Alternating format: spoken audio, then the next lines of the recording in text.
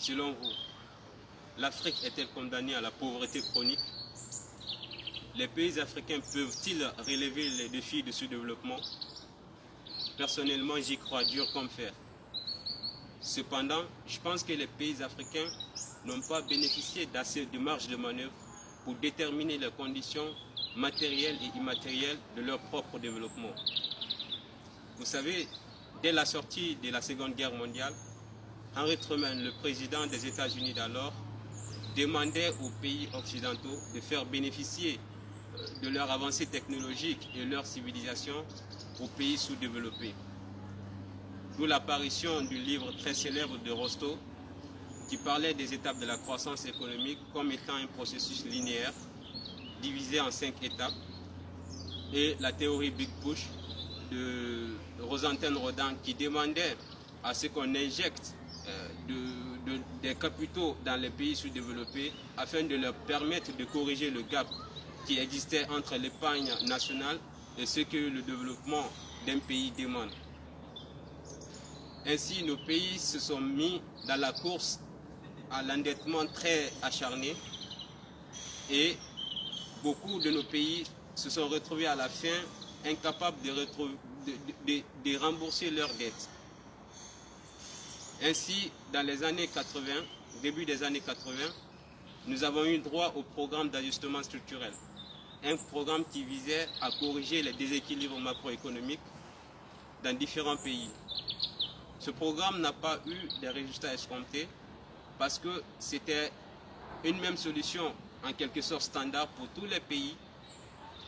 Et en plus de cela, les coûts sociaux de ce programme ont été énormes dans le sens où le programme demandait à ce que on soit dénationalisé la plupart des entreprises et aussi qu'on ouvre nos pays au vent de la mondialisation. Pourtant, la réalité, c'est que la plupart de nos pays n'étaient pas prêts à ce vent de la mondialisation et la plupart de nos entreprises aussi avaient besoin à l'époque d'un certain protectionnisme éducateur pour pouvoir développer leur compétitivité.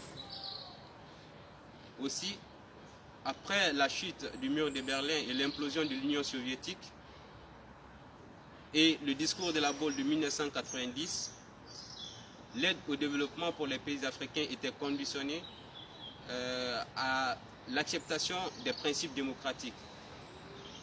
Mais c'est avéré dans la plupart de nos pays que ces principes démocratiques étaient en déphasage avec la réalité, parce que dans nombre de nos pays, la conviction politique repose non pas sur l'individu, mais sur le groupe. C'est-à-dire que le principe du one man, one vote a du mal à décoller dans la plupart de nos pays.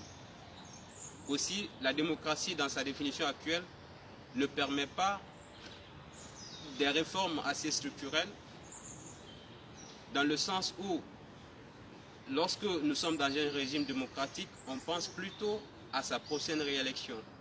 Du coup, on préfère prendre des réformettes au lieu de prendre des réformes sérieuses et courageuses qui puissent changer l'économie sur le long terme.